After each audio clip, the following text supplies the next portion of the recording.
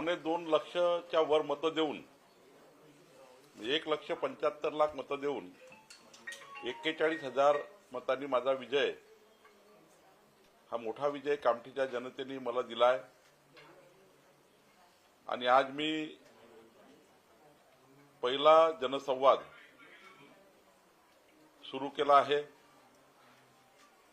नागपूर जिल्ह्यातल्या कामठी विधानसभेतल्या नागपूर शहरातल्या लोकांना मी भेटणार आहे आणि जे काही प्रश्न जनतेचे आहे आणि जो काही आमच्याकडनं जनतेला अपेक्षा आहेत त्या आम्ही पूर्ण करण्याचा प्रयत्न करणार आहोत। विरोधी पक्ष आता ईव्हीएमवर खापर फोडायला लागलेला आहे। त्यांचं म्हणणं आहे की हा तुमचा विजय नसून ईव्हीएमचा विजय आहे। ईव्हीएम मध्ये 40,000 मतं ऑलरेडी सेट करून ठेवली होती आणि त्यामुळे हा सगळा निकाल बदलला। कायदेशीर कारवाई सुद्धा म्हणतात। मला कधीतरी वाईट वाटतं की महाराष्ट्राच्या 14 कोटी जनतेचा अपमान करणं आहे, ज्या जनतेने मतं दिले त्या मतदाराचा अपमान करणं आहे। महाविकास आघाडी ही जनतेचा अपमान करत आहे, जनतेवर अविश्वास दाखवत आहे, पवित्र मतदानावर अविश्वास दाखवत आहेत। जनतेने डबल इंजिन सरकारला मत दिलं, जनतेने महाराष्ट्रातल्या सरकारने ज्या अत्यंत महत्वाच्या योजना केल्या त्या योजनेला मत दिलाय आणि जनतेला विश्वास आहे की मोदींच्या नेतृत्वामध्ये महाराष्ट्राचं सरकार हे उत्तम काम करू शकतं, म्हणून मतदान मिळालं आहे आणि म्हणून त्या ठिकाणी आमचा मोठा विजय झाला आहे। मी कालही सांगितलं की जेव्हा त्यांचे 33 खासदार निवडून आले, काँग्रेसचे, शरद पवारांचे आणि उद्धव ठाकरेचे 33 खासदार 4 महिन्यापूर्वी निवडून आले अपक्षावर पकडून। पण मला सांगा, तेव्हा तुम्ही ईव्हीएम बद्दल का नाही बोलले, तेव्हा मशीन बद्दल का नाही बोलले? तेव्हा मशीन चांगली होती जेव्हा तुमचे खासदार निवडून आले।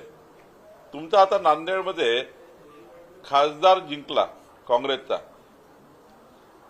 एक खासदार पोट निवडणुकीमध्ये काँग्रेसचे जिंकले,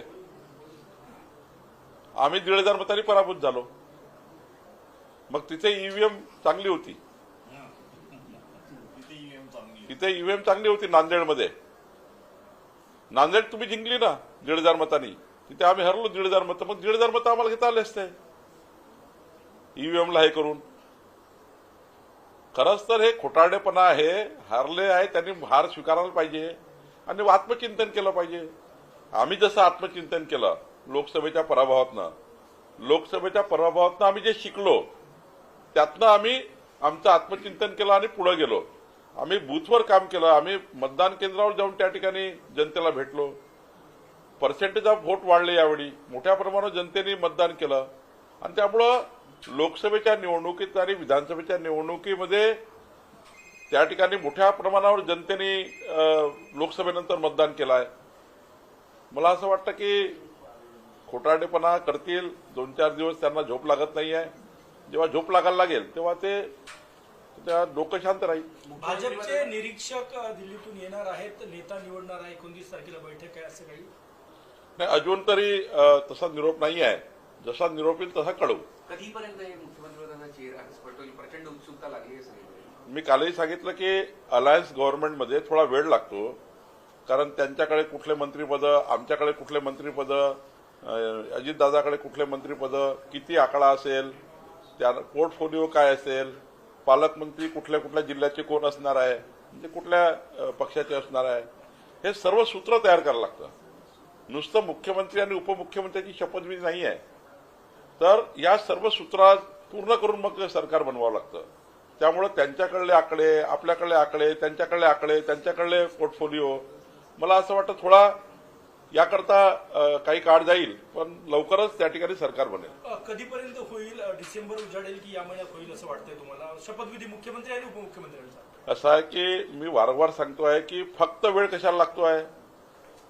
3 पक्षाचे आपापले मंत्रिपद, पालकमंत्रीपद, त्यांचं पोर्टफोलिओ, ह्या सर्व बाबीला जेव्हा सरकार बनतं तेव्हा सर्वच बाबीचा विचार करावा लागतं।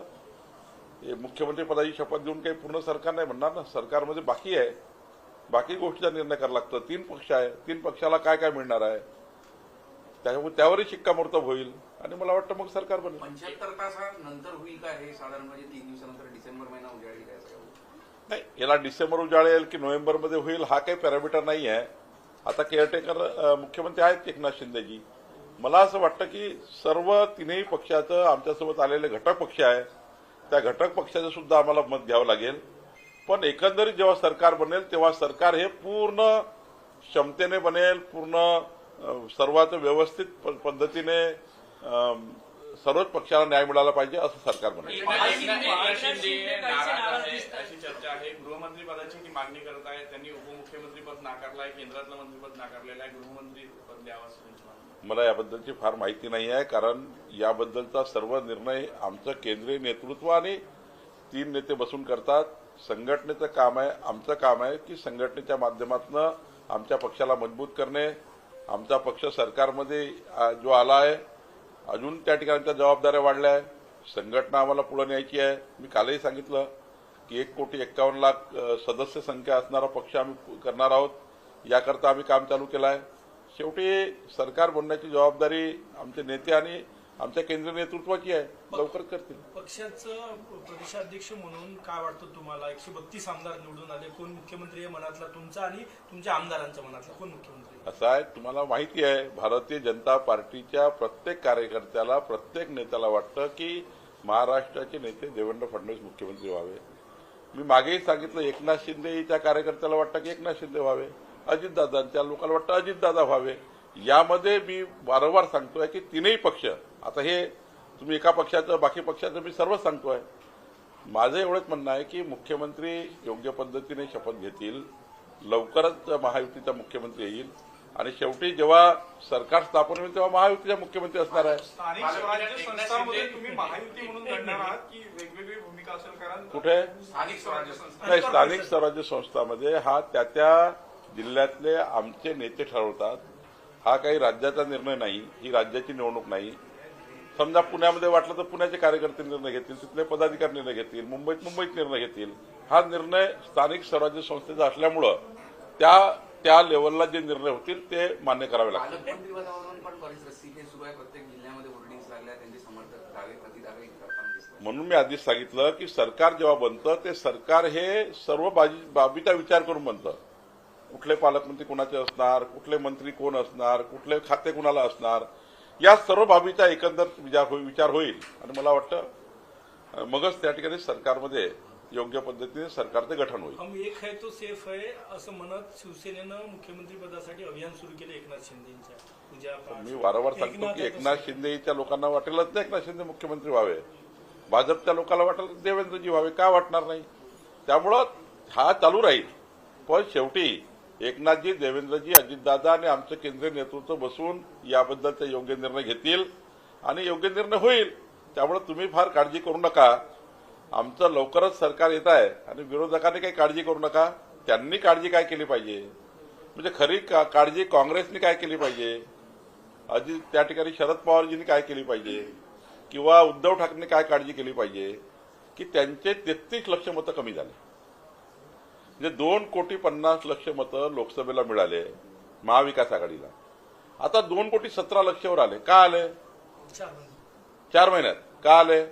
कारण त्यांनी लोकसभेमध्ये खोटारडेपणा केला. मोदीजी संविधान बदलणार आहे असं खोटारडेपणा केला. लोकांना मत वाटलं की आता खोटारडेपणा आहे. हा आदिवासी समाजाला सांगितलं आरक्षण मोदीजी काढणार आहे. आदिवासी समाज पुन्हा आमच्याकडे परत आला. त्यांनी आम्हाला मत दिले. मागासवर्गीय, आदिवासी सर्व समाजाने मत दिले. त्यामुळं खोटारडेपणा एकदाच चालला, खोटारडेपणा पुन्हा चालणार आहे. आम्ही खरे इमानदारीने काम करणारे लोक होतो म्हणून आम्ही 3,17,00,000 वर पोहोचलो. 2,48,00,000 आम्ही 3,17,00,000 वर गेलो. महाविकास आघाडी 2,50,00,000 वरनं 2,17,00,000 वर आली.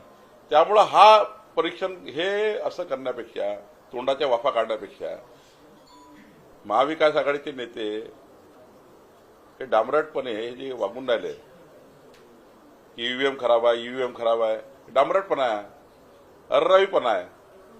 हा अर्रावीपणा, डांबरटपणा करण्यापेक्षा मतावर लक्ष दिलं पाहिजे. कुठं कमी झालो? नाना पटोले 206 वर का आले? तरी आत्मपरीक्षण केला त्यांनी. नाना पटोलेची जबाबदारी काय? राज्य सोडा, पहिले आपल्या मतदारसंघात कुठल्या गावात कमी यावं याची यादी बनवा.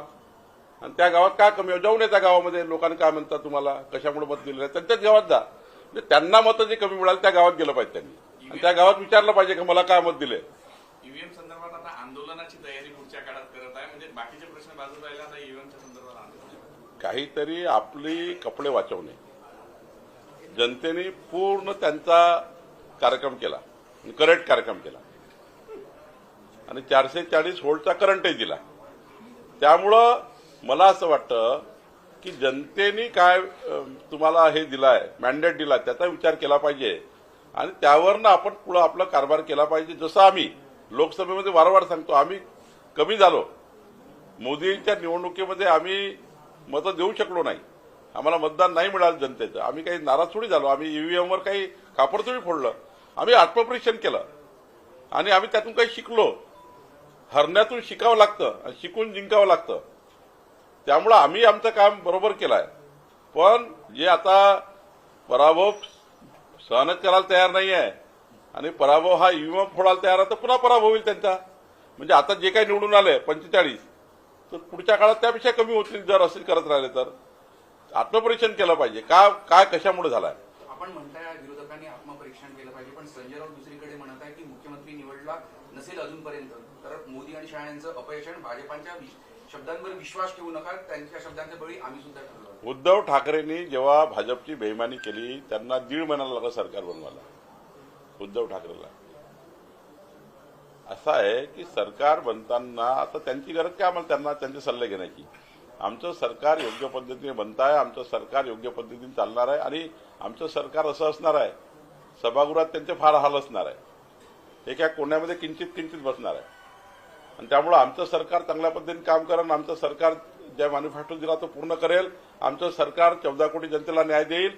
आता संजय राऊतने आमची काळजी करायची गरज नाही त्यांनी ते का कमी झाले याची काळजी करावी आणि त्यांच्याकडे जे आहेत आता राहिलेले त्यांची काळजी करावी. तुम्हाला अपेक्षित यश मिळत मुख्यमंत्री एकनाथ नव्हतं शिंदे त्यावेळी नाराज आहे असं म्हणतायत तर मागच्या वेळेस भाजपनं एवढा मोठा त्याग केला तर त्या भाजप नाराज होती काय तर मुख्यमंत्री पदासाठी आता ते नाराज होते. आम्ही केंद्रीय नेतृत्वाने घेतलेल्या कुठल्याही निर्णयाला भारतीय जनता पार्टी कधी नाराज होऊ शकत नाही.